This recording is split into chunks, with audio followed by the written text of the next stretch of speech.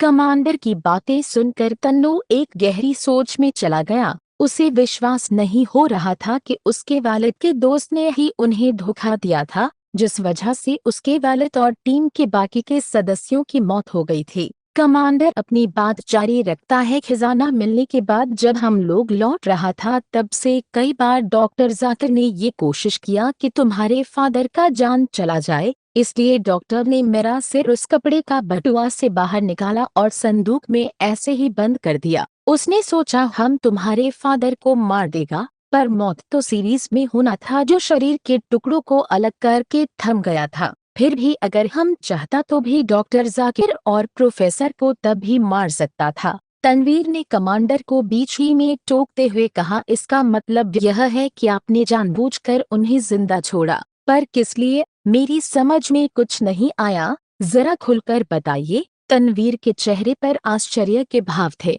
अब अगर बीच बीच में टोकेगा तो हम भी भूल जाएगा। रात की बातें ज्यादा है और रात बहुत ही छोटा, कुछ ही देर बाद सुबह हो जाएगा, एक रात और बर्बाद होगा। हम तो सारा बात आज ही सुना कर खत्म करना चाहता है ताकि अपना धड़ तक पहुंचने का सफर जल्द ही तय कर सके। अब सुनो, अगर हम चाहता तो उस समय भी इस संदूक से बाहर निकलकर डॉक्टर और तुम्हारा फादर का सफाया कर सकता था, पर हम उस समय ही डॉक्टर का भविष्य देख लिया था। उसे खजाना भारत सरकार के हवाले करते ही लंदन यूनिवर्सिटी का टिकट मिलना तय था। जब एक ताकतवर आत्मा किसी के पीछे लगता है तो उसका भूत, वर्तमान, भविष्य सब जानता है। प्रोफेसर इस खजाने का क्रेडिट अपने ऊपर टीम का सहायक बनकर लेता और डॉक्टर टीम का लीडर। ये बात हमको तभी पता चल गया था, इसलिए हम इतना साल इंतजार किया। अब जब इतना साल बीत ही गया है तो हम तुमको ये सारा हीरा बस एक ही शिफ्ट पर ले जाने देगा।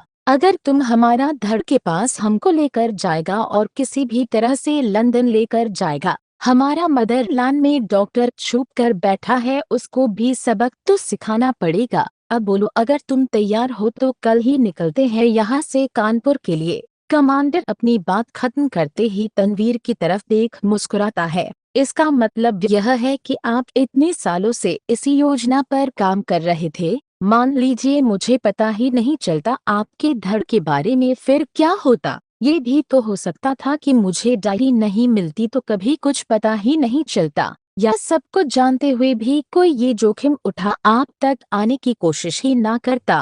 तनवीर कमांडर की ओर देखते हुए पूछता है, हम तुमसे पहले ही एक सवाल किया था, क्या तुम डेस्टिनी पर विश्वास रखता है? हमारा मिलना पहले से तय था, तुम कहीं भी होते फिर भी हम दोनों जरूर मिलते। प्रोफेसर भी खजाने का खोज में ऐसे ही नहीं निकला था, हम भी उन लोगों को ऐसे ही नहीं मिला था। डॉक्टर ने भी धोखा ऐसे ही नहीं दिया था। ये सब कुछ पहले से तय था। इन सब घटनाओं के पीछे एक खास मकसद था। नियति हम सबको मिलवाना चाहता था ताकि एक दूसरे का सहायता से हम लोग अपना अधूरा सफर पूरा खत्म कर सके। आखिर हमको भी इस खजाने और इस जगह से छुटकारा चाहिए था। कब तक कटा हुआ सिर के साथ लोगों को डराने का काम करता रहेगा हम? कमांडर अपनी बात खत्म करते ही तनवीर की ओर सवालिया निगाहों से देखता है।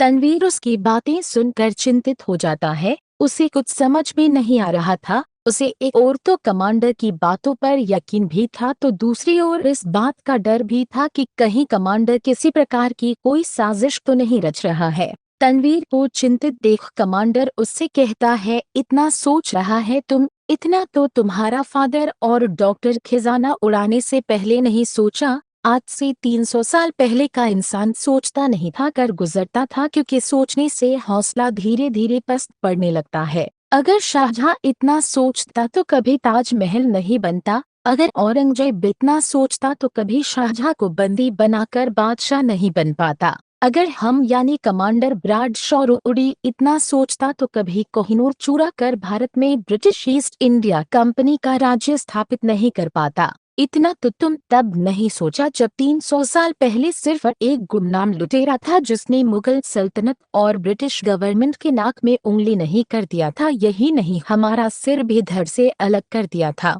ज्यादा सोचने से जोश खत्म हो जाता है और इंसान अपने बालों का रंग सफेद कर लेता है। तनवीर कमांडर की बातें सुनकर अचंभित था। क्यों चौंक गया? यही तो डेस्टिनी का खेल था। खरबों का खजाना और खजाने के साथ जुड़ी दो अधूरी कहानी, एक कहानी तुम्हारी, एक कहानी हमारी। हा हा हा हा। अब समझ में आया 300 साल बाद वही खजाना डॉक्टर और प्रोफेसर को ही क्यों मिला, क्योंकि हमको तुमसे मिलना था। कमांडर अपनी बात खत्म करता है और तनवीर की तरफ हंसते हुए देखता है। तनवीर बुरी तरह से डर गया था। उसका पूरा शरीर जैसे डर से जमकर ठंडा और सुन्न सा पड़ गया था। उसे समझ ही में नहीं आ रहा था कि क्या करे। कमांडर इस बात को भांप गया कि तनवीर डर गया है। उसने तनु से कहा, डरो नहीं, तुमने उस समय जो किया अपना जगह पर सही था। तुम्हारा जैसा साहसी आदमी के हाथों मरने का फक्र है। अब उस बात को 300 साल बीत चुके हैं।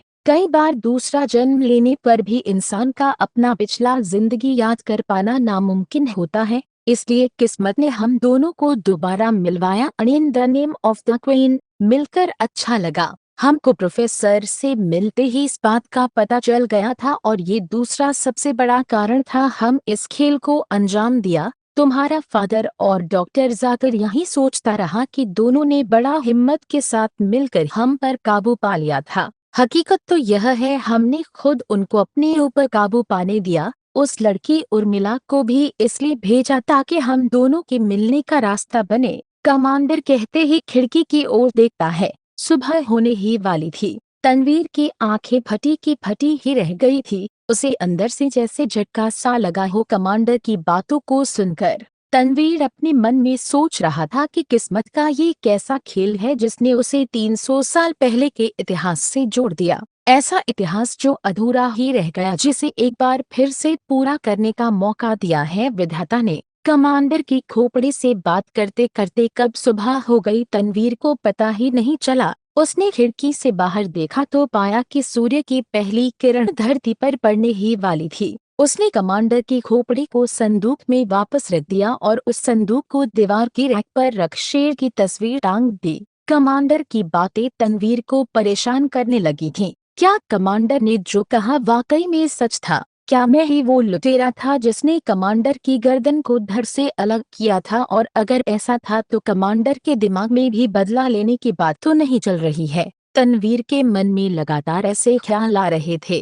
तनवीर जहां कमांडर की बातों से परेशान था, वहीं उसकी बातें सुनकर काफी डरा हुआ था। उसने अपने डर के कारण ही एक ऐसा फैसला लिया जिसकी कमांडर को भी उम्मीद न थी। तनवीर ने फौरन ही अरुण को जगाया और सामान बांधने की तैयारी करने लगा। उसने अपने पिता के कमरे में रखे हाथियों की मूर्तियों को भी अपने बैग में रखा और अरुण के साथ फार्म हाउस से गाड़ी लेकर निकल गया। गाड़ी अरुण ही ड्राइव कर रहा था। रास्ते में अरुण ने तनवीर से पूछा, अरे यार तन्नू, कल रात ऐसा क्या हुआ जो तुमने अचानक ही फार्म हाउस छोड़ने का निर्णय ले लिया? कितना मजा आ रहा था वहाँ। बिल्कुल शांत और शुद्ध वातावरण को छोड़कर एकदम से कानपुर के दूषित वातावरण में जाने का फैसला कर लिया। इन हाथियों की मूर्तियों में ऐसा क्या है जो इन्हें भी अपने सामान के साथ बांध लिया? कुछ नहीं, बस एक जरूरी काम याद आ गया जो अधूरा ही छोड़ आया था। और ये हाथियों की मूर्तियां मेरे वालिद की आखिरी पुरातात्विक खोज थी जो उन्होंने बड़ी हवेली में रखने को कहा था, क्योंकि ये काफी रेयर कलेक्शन है। बस।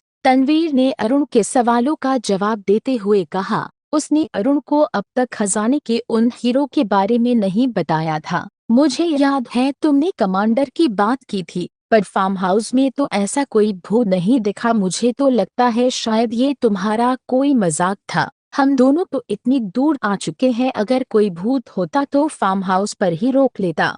तुम भी यार तन्नो, आज के जमाने में भूत प्रेत पर यकीन करते हो? बहुत ताज्जुब होता है तुम्हारी बातों को सुनकर। अच्छा, अब इतनी दूर पहुंच ही गए हैं तो थोड़ा नाश्ता पानी किया जाए। सुबह से अब तक कुछ गया नहीं है पेट में। अरुण ने तनवीर से गाड़ी चलाते हुए कहा। तनवीर गहरी सोच में था। उसने अरुण की बात सुनकर केवल अपनी गर्दन हाँ के इशारे में हिलाई। अरुण ने गाड़ी एक ढाबे पर रोक दी। गाड़ी से उतरते ही उसे लॉक किया और दोनों चारपाई पर बैठ गए। चारपाई के बीच में एक लकड़ी का तख्ता रखा था जिस पर एक गिलास और एक पानी से भरा जग रखा था। दोनों अलग अलग चारपाई पर बैठे हुए थे। 15 वर्ष का एक लड़का उनके पास आया और बोला, क्या लेंगे साहब? नाश्ता अभी अभी बना है। 6 ताज़ी कचौड़ी, जलेबी, आलू पालक, मटर पनीर और रायते की प्लेट का दाम केवल 10 रुपए है। लड़का अपनी बात खत्म करते ही उनकी ओर देखने लगा।